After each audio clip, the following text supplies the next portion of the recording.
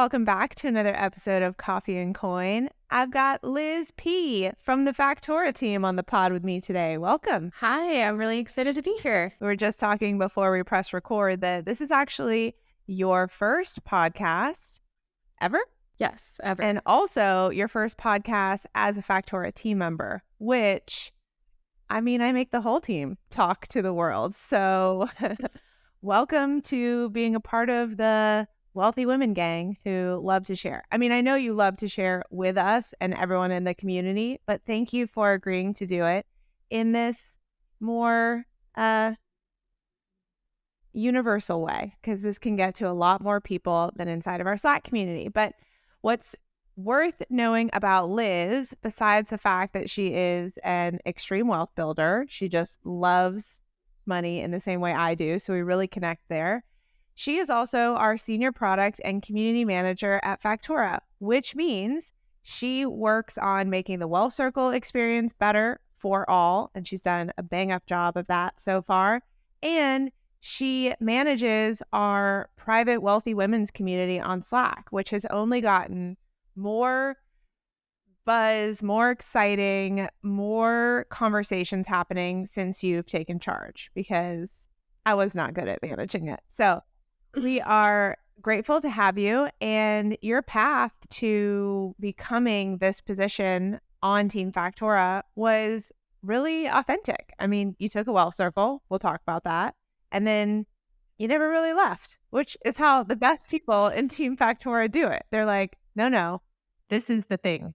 This financial freedom seeking and flipping money on its head and not worrying about earning from a job, but really focus on investing my income is the exciting thing that I want to be around for. So you stayed, you were a facilitator for the Wealth Circle, then now here you are, a full-time role at Factora.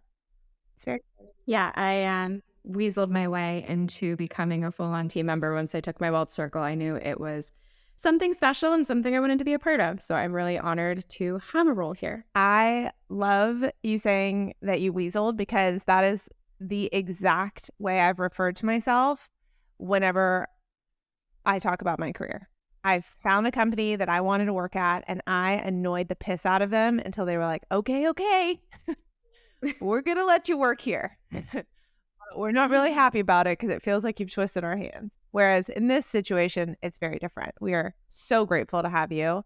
And let's get into the show. Okay, so first off, where are you calling from? I am calling in from Tampa, Florida. We live about 30 minutes outside of the city. We are closer to the beach in Pinellas County, for anyone who actually knows different parts of Florida. And this episode is all about the path to purchasing 10 properties, which was a big goal for you that came out of taking your Wealth Circle. So I kind of want to jump into how you came up with that goal, and then we'll talk about your first house that you're calling in from, which is in Florida. Yeah, so in building out my goals, I am married. So my husband and I really sat down and went through Wealth Circle homework together, because it's our dream and vision for the future. While I have my own specific goals, we share all of our money and our finances. So it was, how can we reach financial freedom as fast as possible in a way that felt attainable, but also a stretch? I've seen firsthand how real estate can work in your favor. I've had grandparents who have had investment properties down near a shore point where I lived growing up. My parents have a second home down at the shore that they pay the entire mortgage just from summer rentals. So I know real estate can be the vehicle to get me there. And also too, while paper investing is fun, I really like to see and hold my assets. So real estate just allows for a little more creativity than paper does. So the path to 10, it feels reasonable to us, and maybe it sounds crazy to some, to buy one house a year for 10 years. We came up with this goal when I was 30. So we want to be done by the time I'm 40, and then hopefully work optional around that time, if not a couple years after. So that is kind of how the dream came to be. Okay, so it's not just 10 houses. It's 10 houses in 10 years, y'all. And when you came up with this dream, you had no ownership in any homes? Correct. We were renting at the time in San Diego, which is a very high cost of living area. We were paying a mortgaged size rent. I was paying more in my rent than my parents pay for their own mortgage, and I was living in 700 square feet. The location was ideal, but once I took the wealth circle, it really became clear living in that area was not in alignment for what we wanted long term. Okay, so then what happened? Because you did a bit of a road show to get to property one. If you were renting in San Diego and you're now living in your first property in Florida. So give me kind of post Well Circle, created this 10 properties and 10-year goals, and then set out. Yeah, so we were like, well, if we're not going to buy a property here, where are we going to buy? Is it going to be our first primary residence? Is it going to be a house we buy in a different state? Because getting into the market in Southern California is really challenging. We could have bought a condo, but that would have come with the cost of a $500 to $700 a month HOA, which is money you don't get back. So that didn't feel in alignment with us either. We know we want to eventually expand our family. I was working from home for myself at that time. My husband was in the office, but I encouraged him to find a fully remote job. And then we were like, okay, we're going to travel for an entire year now that we both work remotely, go to different domestic destinations across the US of places we could potentially see ourselves living that have a lower cost of entry. And then we're going to pick one after a year. We got to fulfill our dream of living on the road for a year. It was a great experience, but also a lot. We are very happy to be homebodies again. And then we just kind of went through the gamut. We narrowed it down to 2 places based off of our goals and what's in alignment of being near outdoor stuff, being close to the beach and things like that. And then we just picked a spot. And it's a blessing and a curse working fully remote because we could have lived anywhere. So it just kind of came down to we had to make a decision, and we just made the best decision we could at the time. Okay, so give us a little rundown of year on the road. What were these domestic cities that you were checking out? And then what were the final 2? Yeah, so we looked at Charlotte. We looked at a bunch of different cities in the Carolinas when we were there, like Asheville, Charleston, Greenville. We also stayed in Nashville for a little bit. We came down to Florida and stayed in Jacksonville and did a weekend trip to Tampa. We were in Austin a couple of times. There was a couple places in Colorado. And then really the back half of our trip was more for fun, not for potential living, because it was out west again. And again, you just start to get into those high cost of living areas. And then the final 2, we were between Austin and the Tampa area. And Tampa just ended up winning out because I wanted to be closer to the beach. It's something we really missed about our time in San Diego after we were traveling for a while. So we decided to prioritize that for now, at least. So Factora is headquartered in Austin, Texas, but we're a remote first company. So I love that we're going to have more and more team members who actually aren't here, because we started this company one way before a pandemic, where I thought if you live in a startup city and you have so much access to incredible startup talent, you should create a culture, meet up for drinks, do activities, etc. And that actually doesn't fully match the vibe of be financially free, don't make your work your family, don't, spend extra time in the office, etc. Like, live your life, do your travels, do your interests, do your wealth building now, not later. So I'm glad Factora was not a part of your decision making. You weren't even working here full time at the time anyways, but you were still working with us on a contract basis. So, okay, you narrowed it down to the 2. You ultimately decided you're a beach gal. Although, if anyone follows her on Instagram, this is someone who wears sweaters on the beach. And no shame in that game. I do it too, but it's just funny that, you're cold at the beach. So then what? You determined property 1. How did you go about it? And yeah, give us all the details on your strategy of acquiring this first property and numbers and plans for it. So we knew we wanted the first property to be something we could house hack. So we were either looking at doing multifamily or getting a house that had an additional bedroom, bathroom situation that we can rent out on Airbnb. That was the priority. While a lot of people go into their house as an emotional buying experience, We were much more looking for the right layout of house that can work for us now and work for renters later. I am not emotionally tied to this house per se. I see it as a vehicle to get me to my financially free life faster, time freedom life. So we found a realtor in the area that we wanted to work with, and we were doing all of this offsite. We were not here. I did not see our house until he moved in, which again is not for everybody, but it worked for us. So we narrowed it down to knowing what we were looking for. She started to do a search in the MLS. We were on Redfin looking at properties every single day, as much as we could virtually online. And then from there, our realtor, she would go to the houses that we wanted her to look at, and she would FaceTime us and talk through the layout, talk through anything that she saw as a glaring issue that could be problematic for us or might not work for us, or if the area really wasn't good. We were really relying on her and her expertise and opinions on if the areas were okay. Some of the houses we were looking at were in up and coming areas, and she said personally she wasn't going to feel safe there, so we passed on them. We were really relying on her to help us narrow it down. We found our house ourselves, actually. We sent it to our realtor. She was able to get out here pretty fast. At that point, we had already put in offers on 2 prior houses. The first one we didn't get because there was 10 other offers. The second one, we ended up rescinding our offer because they weren't willing to negotiate with us, and it honestly wasn't in the best location for us. We wanted to be closer to the beach.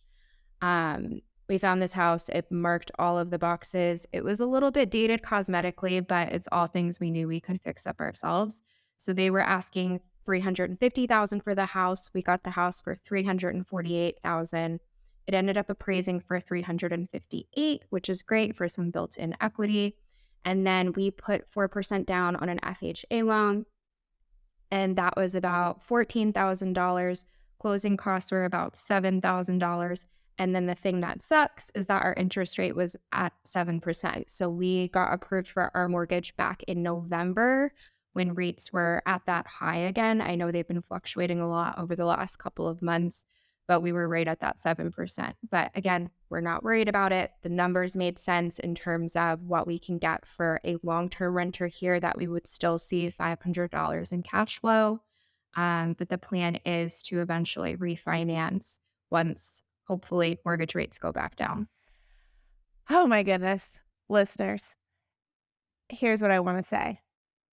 Be someone who understands your numbers, because the way Liz just spouted off every number about what she's doing in her plan, I can tell you right now, it is the most freeing thing that someone can have access to. Literally understanding what works for them and how to attain it.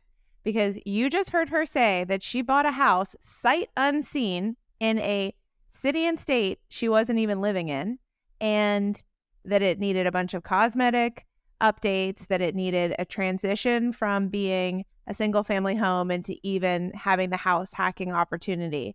And I'm assuming you guys are doing this all for the first time. Like, have you renovated something before?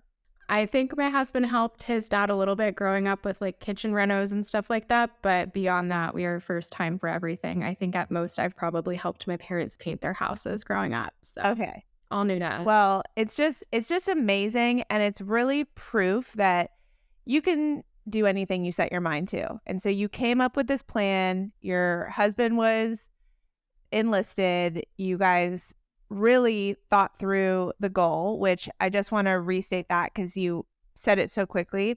You're looking to have $500 in cash flow from this property and every property you get. Yep, that is the goal. And the way we came up with that is if there's 10 properties and it's $500 a month at the start, you're hoping those numbers will continue to go up as rents increase. The amount you own the home becomes less if you refinance or do things like that. It's $500 because that would then be $5,000 that we are cash flowing a month from these 10 properties. That would hopefully then cover our full cost of living at our primary residence. That is kind of the goal there. And if we're able to eliminate our cost of living, that frees up so much money for us in general for what we're able to do with our lives. I love it. So if you can make $60,000 just from your passive housing income from rental properties, and that's just to begin with. It'll probably be higher than that before you even get to the 10-year mark because you'll own more of the house and you'll have lower costs. And owning property can be inflation hedging, because if you upkeep your properties well, then you can just charge more rent as the world gets more expensive. And your fixed rate mortgage stays the same. Or in Liz's case, she plans to refinance, so it actually drops to be lower in an expense when the rates are lower, because it will drop significantly if she can refinance for a few points less. So, okay. It was just beautiful listening to you spout out all those numbers and really understanding, more than anything, your risk tolerance. So your willingness to set this big goal, not waste any time, get started on this big goal. I think you even got started earlier than you planned to. Yeah, so we originally thought we would be buying in 2023. We got it just done under the wire in 2022. And that was with hiccups. Like, things didn't go perfectly when it came to saving. So I took my wealth circle in 2021. My income was pretty variable because I was working for myself at the time, had a lot of different contract clients and things like that. And then in early 2022, my husband lost his job. We had just started full-time traveling. We were like 2 months in. He loses his job. We're both freaking out. And we're like, how are we going to save for this house? How is this going to happen? Fortunately, we had our emergency fund because we had gone through Factora's financial framework and followed the steps. So we had the emergency fund to rely on. He found a new job that paid a lot more within 6 weeks. So we were able to meet the goal ahead of schedule. But it wasn't this perfect, like, effortless thing. Nothing in life. No, and I appreciate you saying that, because I think sometimes people might even listen to this podcast and think, oh, these women are making it look so easy. But there is no easy in wealth building, because it's the same as life. That's why I'm like, your life goals are going to be hard, and all your life goals have numbers associated, right? It's like, you don't want to buy 10 houses just for fun and giggles. You want to buy 10 houses because of the financial freedom it's going to give you. And so that's a numbers goal, but it's a life goal, and it's going to have a lot of obstacles to getting from where you are now to achieving this goal. So I'm so glad you brought up obstacles that were hit, and that you guys had to spend down your emergency fund to build it back up to get to a place where you had the cash to put down on the house. But did I hear you correctly that you only put 14 down cost at closing? So it was 14,000 was the 4%, and then 7,000 for closing. So it was 21 all in. And then what's the appraised value of the house? 358. Okay. So it was 10,000 over what we paid. Amazing. And then what is the house hacking plan? So the house hacking plan has, we're getting there. So we are planning to, our garage was converted by the prior owners to be a like master in-suite, has an external door and things like that. We've ran into a couple of permitting issues that we're working out with the county right now, but our plan is to fully renovate the space because it needs to be updated. The bathroom is just old and dated.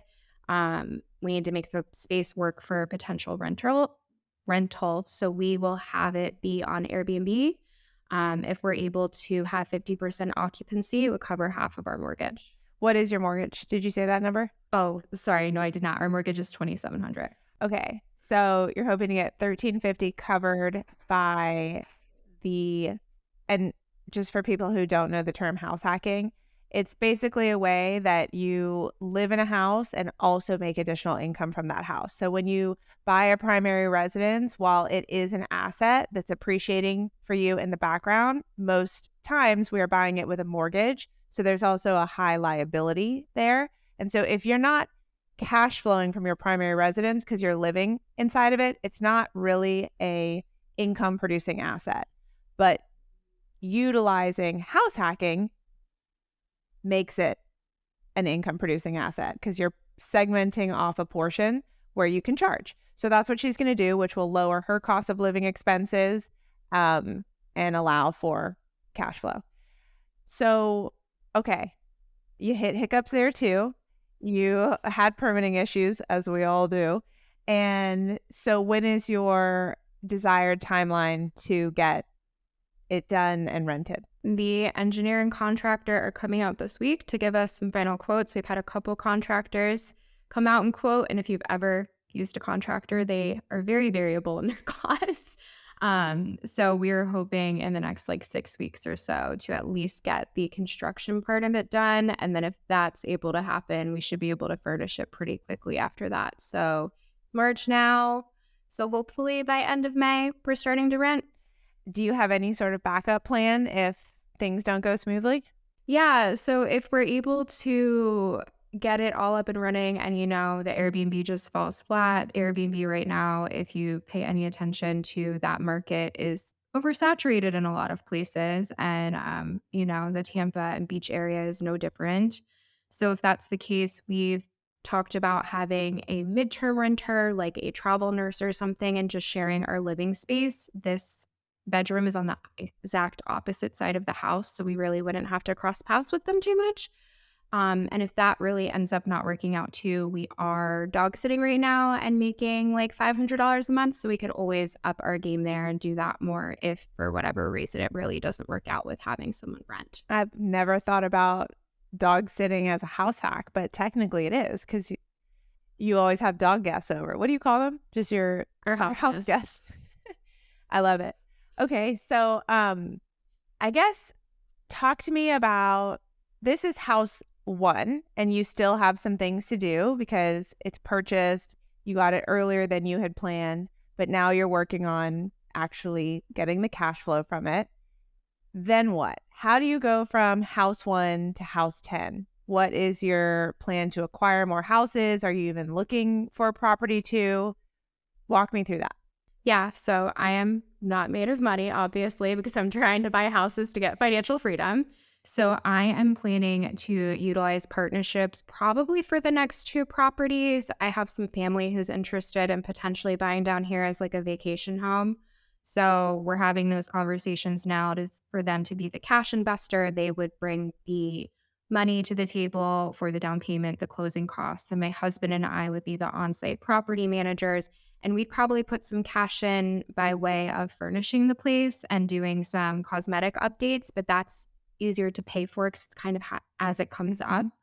Um, so that is the plan there. And then probably property number two for us on our own would be in 2024 is the next primary residence. So the next two will be investments with partners. And then number four would be our next primary after we've lived in this one at least for a year. And you still envision yourself in the same Florida area, or where do you see these houses? You're really just looking at the next three, two with partners and the third on your own, but are those nearby? Yeah, so the next two, if we're going to be the ones managing it, we definitely need them to be down here. And the family who's been interested has been interested in the area we live in. So those would be here. Next primary, ideally, will be down here, but life can be unpredictable. So I'm not going to hold firm that we will still be here, but who knows? And then additionally, too, my husband might come into some money because someone passed away in his family, unfortunately.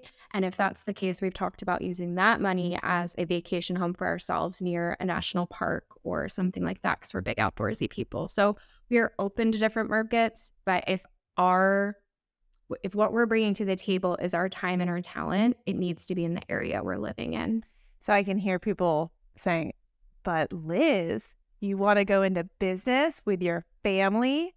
And I think it's just worth talking about for a second because I know in Factora, there are so many people doing partnerships. In fact, there are just women who meet each other in Factora doing partnerships. So they don't even know each other that well. Quite frankly, their common bond is that they want to build wealth faster and access financial freedom earlier. And so one of the ways we talk about having smart partnerships is one, with contracts. I don't care if you're a friend, family, stranger, there needs to be legal binding clarity. But also, you need to think through the time, talent, and money triangle or three legs of the stool and who has what. So you said it very quickly, but when you were talking about the partnerships with your family, they're interested in the location and they trust you. So they're looking at you for having the time to find and research the place, to fix it up, the talent to know what cosmetic things are going to up the cash flow opportunity and managing it. And you're looking to them for the money because they live wherever they live, but they're happy to have more exposure to real estate. So then who goes on the mortgage? So in these scenarios, they would be the ones going on the mortgage. I am not tying ourselves up into that. And then also, interestingly enough, too, with our own primary residence, we actually only put my husband's name on the mortgage. It's something in the state of Florida you're able to do. So we'll see what happens when we go to buy the next primary. But what we're hoping to do is that I will be the one buying that house because then it won't look like I have this huge amount of debt from our first house. Yeah. So, Well, and then the other thing with that, and Jake and I did a similar method. We bought our first house together because we didn't know any better. And then we bought the second house. I was starting Factora. And so they look at W-2 workers very differently than entrepreneurs. Entrepreneurs, they want to see 2 years of tax returns. They want a lot more proof than just here is the salary that I could not have tomorrow, seeing as there are companies laying off 15,000 or 12% of their workforce at a time. But anyways, you know, another topic for another day. The mortgage industry says W-2s are safe, entrepreneurs are not. So I was going to be more harmful than helpful on that second purchase. So he bought that one with just his name. And then fast forward another 18 months, and Factora did have 2 years of tax returns and was doing well. And then I bought the house we're currently in without him on the mortgage. So we have one co-owned, we have one each, and then we have one that's in an LLC that was purchased through a partnership directly. So there are plenty of ways to like figure this out, but that's really the point here is getting creative so that you can still access these assets before you yourself might have the capital to do it yourself. Because obviously $21,000 is not chump change to a lot of people. And yet it's a lot less than most people think you need to even acquire a house in the first place, which kind of leads me to a conversation we've been having inside the Factora Slack channel, where we basically just surveyed Factora women, which a little different class of women because they really like creative real estate. How many of them have bought primary residence with the 20% down, which a lot of people think is required to buy a primary residence, but it is not. That is required to buy an investment property, which is treated very differently than the home you live in.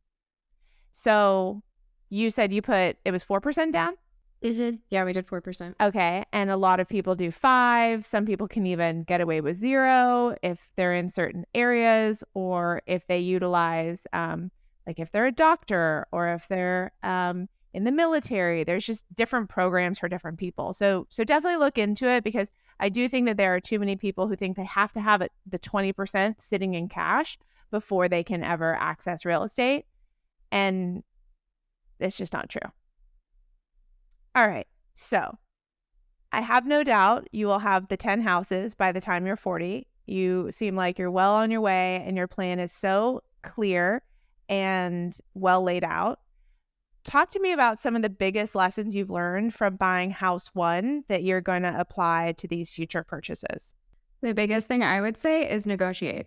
So this is definitely dependent on what type of market you're in and things like that. We were just coming off of all the crazy bid wars and things like that. So the market this past fall in 2022 was doing weird things. And we had a realtor who was a little bit newer. So I just think she didn't know. I think we could have negotiated more and gotten some things thrown in, whether it's some money back or them paying for some cosmetic updates.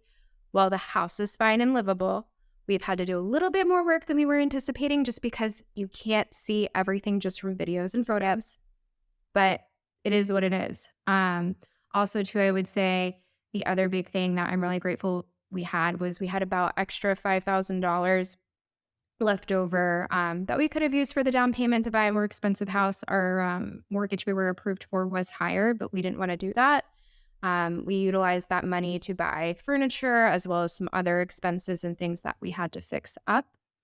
Have that full emergency fund ready to go. Our hot water heater broke 3 weeks into living here. So that was another expensive fix that we had to do right away, but we will be set for a while, hopefully, knock on wood.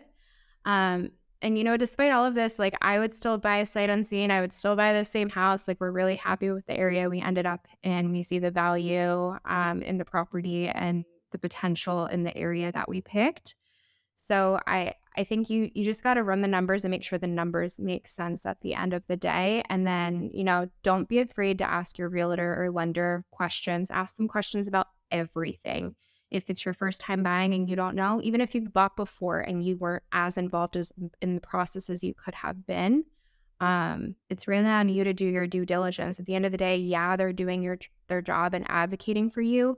It's your property, it's your money. So you need to make sure you're protecting yourself and asking all of the questions you possibly could. Like if there's a different, better loan out there for you, or if mortgage rates are really fluctuating like they are now, if you get pre-approved, are you locked in at that mortgage rate? Or if it goes down, are you able to get the lower rate? Like things like that. There's just a lot we didn't know going into it. And, you know, also too, like while it makes me a little upset that we probably lost out on some money just from the negotiation aspect, it's a lesson learned. And we're going to take those lessons into the next 9 properties to be able to make better decisions. I think that your mindset on it is so quality because more people stay in the fear of not doing it right that actually keeps them from doing it at all.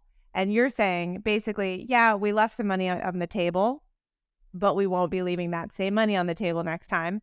But probably next time you'll realize you left some additional money on the table because with the actual act of doing it is where you garner the experience to even know what questions to ask. So I totally agree. Ask questions, be annoying. Don't just assume that your real estate agent knows so much more than you. Like, yes, they know how to take you from a house that you like to purchase, but it's not their money. It's not their life. They're not going to advocate for you as well as you can advocate for yourself. Just know what you should just never give that autonomy fully to someone else as much as we'd like to.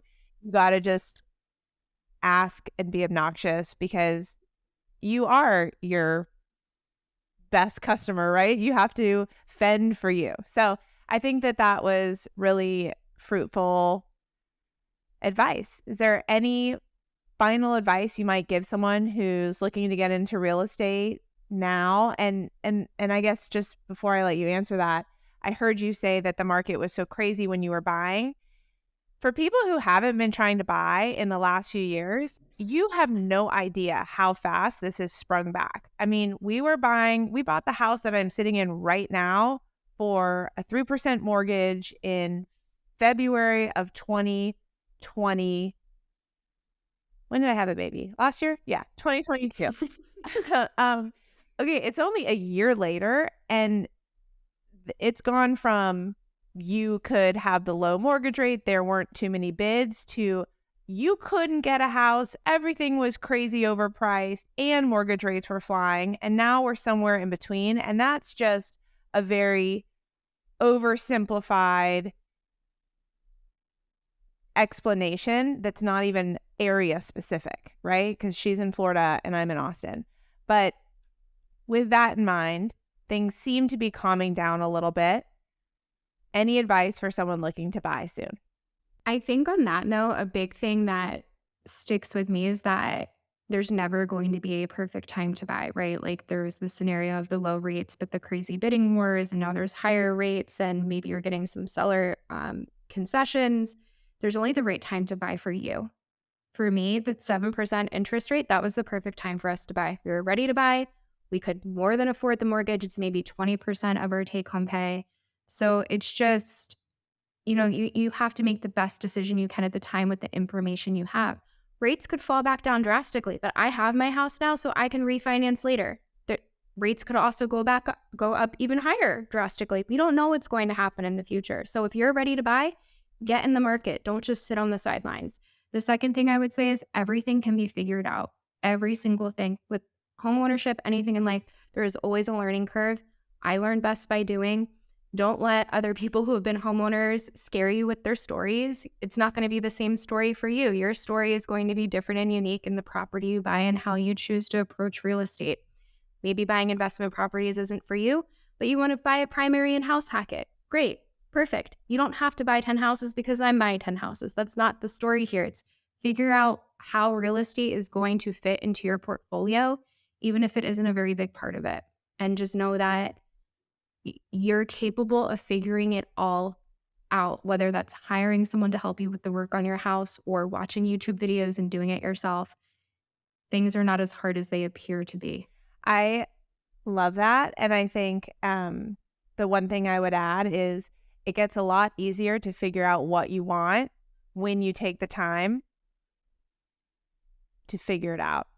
And the best way to do that is by understanding your numbers. Because I also just heard you say, and y'all, she's so fast with her numbers, but that 20% of their income goes to their housing costs.